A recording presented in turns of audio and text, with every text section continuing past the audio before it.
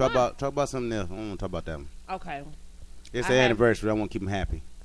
A friend of mine is in an interracial relationship, and when her and her dude get into it, the first two words that come out her mouth are the B word followed by the N word. And I don't know if he's a patsy or if he actually is the B and the N word put together. But he doesn't. Can I ask you a question? Go ahead. What is a patsy? He ain't He being soft. He's soft. Yes. soft. Pump. Patsy's a flower. A little punk. It's basically. But he said it doesn't bother him. So I mean, what do you make of that? That doesn't bother him. It bothers him. He just ain't got enough balls to say it bothers him. And maybe that's why she feels comfortable with calling him that. Well, I mean, that can go on to a whole nother thing. It shouldn't be no disrespect like that, Even though we tend to do that in relationships, they shouldn't disrespect each other like that. I mean, of course, when you're angry, you're going to naturally say some things that you don't mean. But at the end of the day, you should be woman enough or man enough that if you do let something come out your mouth that was, wrong, to come back and apologize for it. Well, it's kind of hard to see. My whole perspective on that is just completely different. Once a word leaves your mouth, that's especially if it's hurtful, you can never take it back. You can apologize for it. But to me, I look at it as, okay, those words, that's what's on your heart. And if you talking to your significant other and calling him out of his name, my number one thing is you don't have respect for him. And for you to just say it multiple times, whew, it has. So would you forgive? I plead the fifth. You say you don't plead the fifth? Uh-oh. Would you forgive? I always do. Would you forget? Forget? Probably not. You can never forget. I forgive. I won't forget. Especially a word like that is that challenges your manhood. Mm-hmm. Let's just be real. That challenges your manhood. And if it doesn't bother you, where is your manhood? Ooh, that's my question. Is she saying it and then putting hands on him, or just saying it? No, just like a heated argument. It's no physical violence. Because sometimes some of them ladies.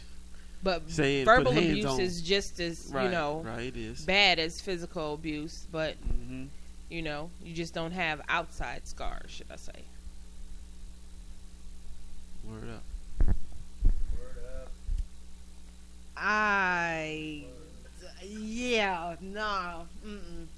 No, as a woman, I'm gonna be honest. I don't care how upset I am. I would kind of be hesitant to let those words come out my mouth. This is true because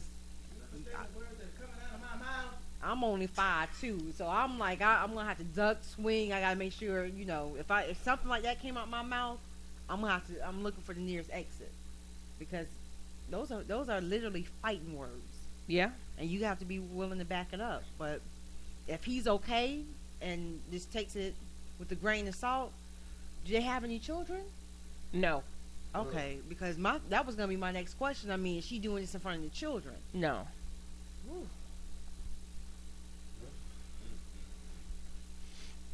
You looking like that's a little uncomfortable for you, Charlie Mo. So it could actually be looked at two different ways.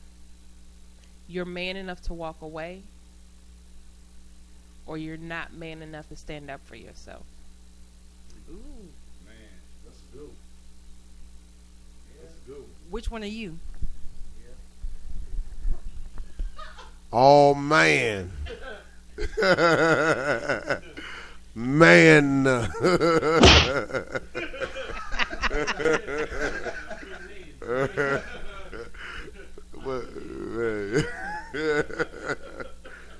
mean, it's a crazy situation, man, But I think, speaking of children, I think interracial babies have like special gifts because I've been around many, I've seen some artists of just, many different kind of people. They had different backgrounds in them and they were like amazing people. Have y'all ever experienced that? I don't.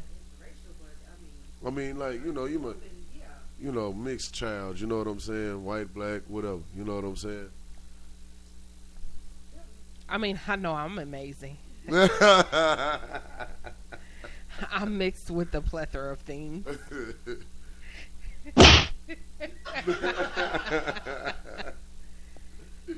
Okay. But as far as Kill that. relationships, man, love who you love. I was just saying, be respectful too, because growing up, I'm not interracial, but I've been in several different interracial cultures and atmospheres and so forth, and it is kind of like a gift because you get to see people in their different elements, and you can pick and pull what it is that you want to learn from their culture, learn from their experiences and so forth, and then just grow from it. But if you're going to be closed-minded to a lot of different things, then that's going to really limit how much you're able to receive from someone else. Like Charlie said, you gotta love who you love. I mean, I don't have anything against interracial relationships. If you like it, I love it. But at the end of the day, for me, I want somebody I can't see at night. Hey, babe. Dog. Dog.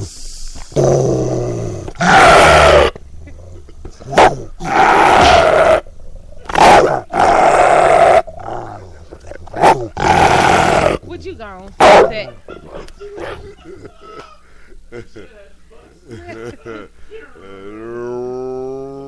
Boom. Well.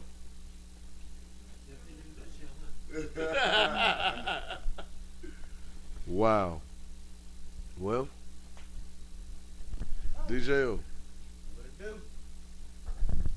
You said that you had a story where well, you said that you had a story that you didn't want to talk about, but we're going to have you talk about it.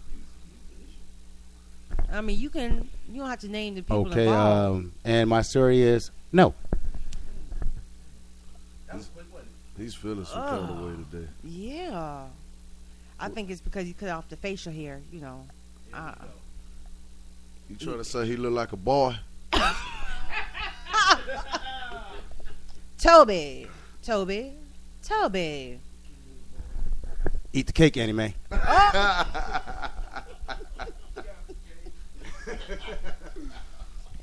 By all means, we do not condone any type of physical violence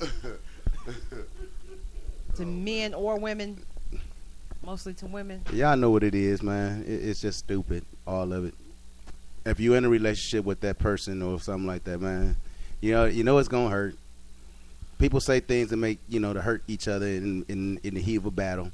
But you know what? Before you open your mouth, think about it. What about the family members though? Like the mothers and the fathers, like of the opposite. You know what I'm saying? Say if we got a buddy. Buddy, you got me saying the word buddy now. We got a buddy dating somebody outside his race, and her mother or her father got a problem with him because of the skin color. Don't go over her house. Well, okay, I'll speak on That my happens. sister then. Yeah, because my sister's husband, caught myself, and they used to date in high school, and my sister, she was over his house one day or whatever, and his mom came home a little early. Of course, they wasn't doing nothing or anything like that, but when she saw my sister, she was upset. And I was like, oh, what is she doing here? Type thing. And pretty much they had to break up. Here it is, 19, they just celebrated their 1-year anniversary, but 19 years later, he found her on Facebook, and they were to rekindle their relationship. But his parents at the time, was so dead against it because gave him, because at that time it was an interracial relationship, not really known. But now society is a lot more open to it now, so now they're happy. But whenever we have like a little family gathering here and there, yeah, I mean, his dad is truly happy for him, but his mom, she's still a little hesitant. You can see it. She's trying to fight through it, but you can read people's body language. And some of the side comments. One thing, we do not discuss politics whenever we're all together, because it gets ugly. Yeah, since They don't like Obama made Obama it. do At all. Yeah, they are straight Republicans. Mm. It doesn't matter either way it goes, but it's good to see that they were able to come back together and so forth. And my concern too was just raising, as they prepare to start a family type thing. His mom's views are more slighted in a sense, and she has. Yeah, it's some of the comments she's made is just like, okay, really? I just, all right, Michelle, I gotta go. What? Later. Pretty much. But it's just amazing, because I know once they do start having children, it's gonna be interesting around there, because his mother is very hands-on and she wants to have a very active part. But where do you draw that fine line? Because You know, what's your question? So if they were to have two kids, say a set of twins, one was white, one looking. was black, I've What would seen she do? That I've seen that. what do you What think she would you do? do for a Klondike bar? That's a good question. I would hope. I mean, I'm pretty sure she would love both of the children the same, but I'm just gonna be honest. There may be a little bit more favoritism. I'm almost 100%. Well, I'll say 80% sure there would be. My a little bit thing more would be, favoritism. what would her teachings be to the kids? Since she's still a little wavering. See, that would be my problem right there. And she's a little wavery, or you think she's a little wavery, or whatever. Well, I mean, when my kids are with you, what are you telling them? What are you teaching them?